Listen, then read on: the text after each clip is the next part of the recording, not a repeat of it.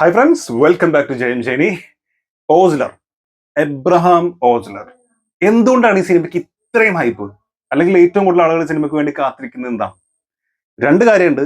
അതിലൊന്ന്, ജയറാമേട്ടന്റെ ഒരു വലിയ കംബാക്ക് ആവണം മലയാള സിനിമയിൽ. തെലുങ്കിലും തമിഴിലൊക്കെ ആയിട്ട് പല വേഷങ്ങൾ ചെയ്യുന്നുണ്ട്. PS1 PS2 അടിപൊളി വേഷമായിരുന്നു. പക്ഷേ മലയാളത്തിലൊരു കംബാക്ക് നിർബന്ധമാണ്. അപ്പൊ അദ്ദേഹത്തിന്റെ ഫാൻസിന് അതുണ്ട്. പക്ഷെ അതിനേക്കാൾ വലിയ ഉപരി മമ്മൂക്ക ഇതിലൊരു ഗസ്റ്റ് റോള് ക്യാമിയോയിൽ വരുന്നുണ്ടെന്ന് എല്ലാവർക്കും അറിയാം. അതിന്റെ എന്തെങ്കിലും സംഭവത്തിൽ ഉണ്ടാവും എന്ന് അറിയണം.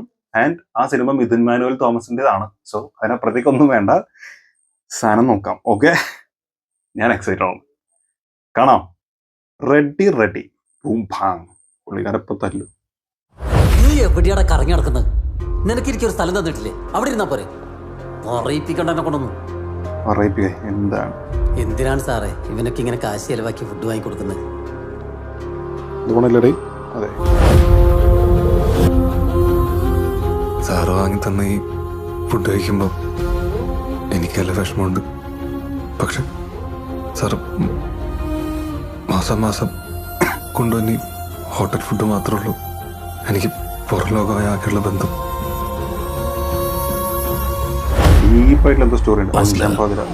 ഞാനും താനുമെല്ലാം ഒരേ തൂവൽ പക്ഷികളാണടൂ.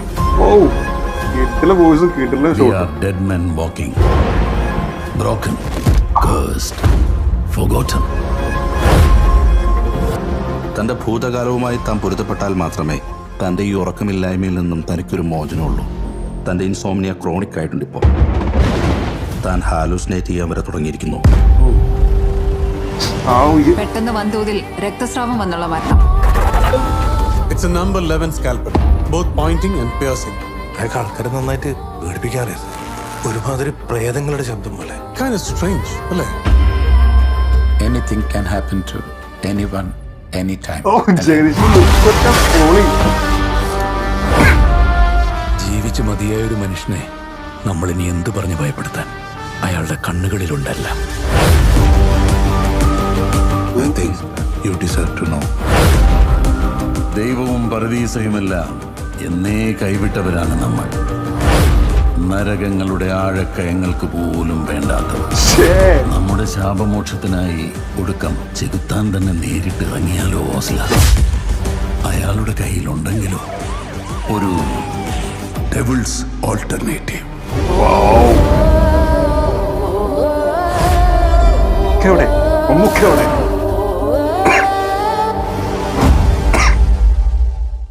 ജനുവരി 11th. കിടിലൻ ട്രെയിലർ, അടിപൊളി ട്രെയിലർ എല്ലാം കൊണ്ടും. ഫസ്റ്റ് ഓഫ് ഓൾ ഇതിലെ നൈറ്റ് ഷോട്ട്സ് ഗംഭീര ഷോട്ടാണ്. എന്ത് രസമാണ് ഷോട്ട് കാണാൻ. നൈറ്റില് ഇവര് കുറച്ചാളുകൾ നടക്കുന്ന ഷോട്ട്, ചില അമ്പിളിമാമനും ലൈറ്റും കൊടുത്തിരിക്കുന്ന ഷോട്ട്, ചില തെങ്ങിന്റെ ഒക്കെ ഇടയിലൂടെയുള്ള കുറച്ച് സംഭവങ്ങൾ. ഒരു നായ്ക്കുറുക്കൻ നമ്മൾ പറയും, നിങ്ങൾ എന്ത് പറയുന്ന അറിയില്ല, എന്താ പെട്ടി ജീപ്പ്, ലോറി ജീപ്പ്, അതിന്റെ ഒരു ഷോട്ട്, നൈറ്റ് ഷോട്ട്, കിടിലൻ ഷോട്ട്. അതല്ലാണ്ടുള്ളതിന്റെ കളർ ഗ്രേഡിങ് ഭയങ്കര രസമായിട്ട് ഫീൽ ചെയ്തു.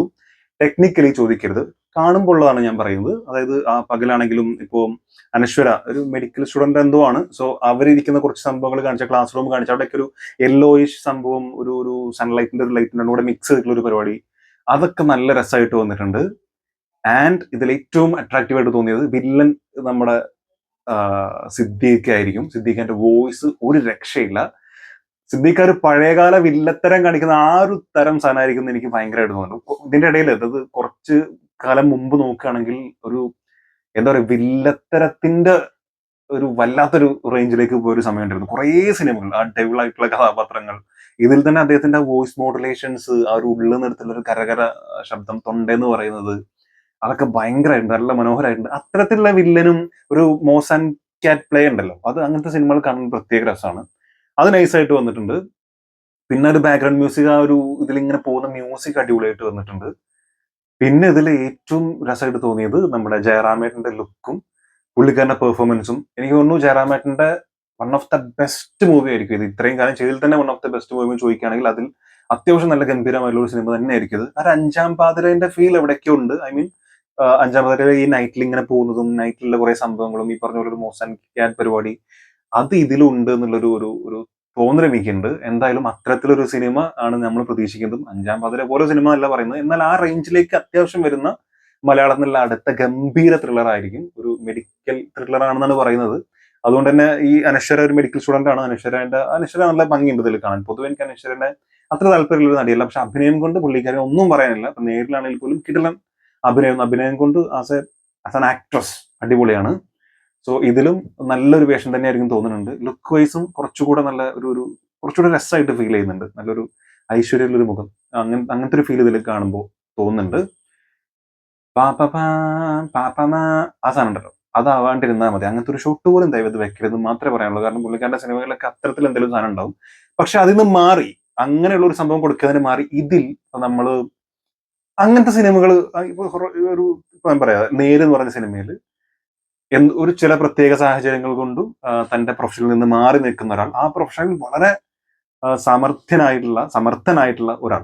അതായത് ഇപ്പോൾ നേരിലാണെങ്കിൽ അത്രയും നല്ല ഗംഭീരമുള്ള വക്കീലാണ്. മറ്റുള്ള വക്കീലുകൾ എപ്പോഴും ചില പോയിന്റ്സും കാര്യങ്ങളൊക്കെ പറഞ്ഞ് സഹായിക്കുന്ന ആളാണ്. അത്രയും ക്ലാരിറ്റി ഉള്ള ഒരാൾ. പക്ഷെ ചില കാരണങ്ങൾ കൊണ്ട് ആ പ്രൊഫഷനിൽ നിന്ന് മാറി നിൽക്കുന്നു. ഒരു പ്രത്യേക കേസിന് വേണ്ടി വീണ്ടും അതിലേക്ക് വരികയും ഒന്നുമല്ലാതെ മറ്റുള്ള ആളുകളൊക്കെ ഇയാൾ ഇപ്പൊ ഒന്നുമല്ല, ഇയാൾ ഗ്യാസ് പോയ ആളാണെന്ന് പറഞ്ഞ് ഡൗൺ ആയിട്ട് ചവിട്ടി താത്തി വെച്ചിരിക്കുന്ന ആള് ആ കേസ് ജയിക്കുന്നു. പതിയെയുള്ള അയാളുടെ ആ പഴയ കാലത്തിലേക്കുള്ള തിരിച്ചു വരുമ്പോൾ അയാളൊരു മാസ് ഡയലോഗ് പറയുമ്പോൾ അയാൾ ചില പോയിന്റ്സ് ഒക്കെ ഇങ്ങനെ അടിപൊളിയായിട്ട് പറയുമ്പോൾ നമുക്ക് കൈയടിക്കുന്ന ഗൂസ് ബംസ് ഉണ്ടാക്കുന്ന സംഭവമാണ്. അത്തരത്തിലൊരു കഥാപാത്രമായിരുന്നു ജിത്തു ജോസഫിന്റെ മെമ്മറീസ് എന്ന് പറഞ്ഞ സിനിമയിലെ പൃഥ്വിരാജിന്റെ ക്യാരക്ടർ. സോ അതായത് ആ പ്രൊഫഷനിൽ പല കാരണങ്ങൾ കൊണ്ട് ഡൗൺ ആയിട്ട് കിടക്കുന്നുള്ളൂ. ഇവിടെ ഇദ്ദേഹം ഓസ്ലർ എന്ന് പറയുന്ന ചെറാമന്റെ ക്യാരക്ടറും ആ ഉറക്കം ഹാലുസിനേറ്റ് ആവുന്നുണ്ട് എന്ന് പറഞ്ഞത്, പിന്നെ എന്തോ ഒരു ഇൻസോംനിയോ അങ്ങനെ എന്തോ സംഭവം പറഞ്ഞു, എനിക്ക് പേരറിയില്ല.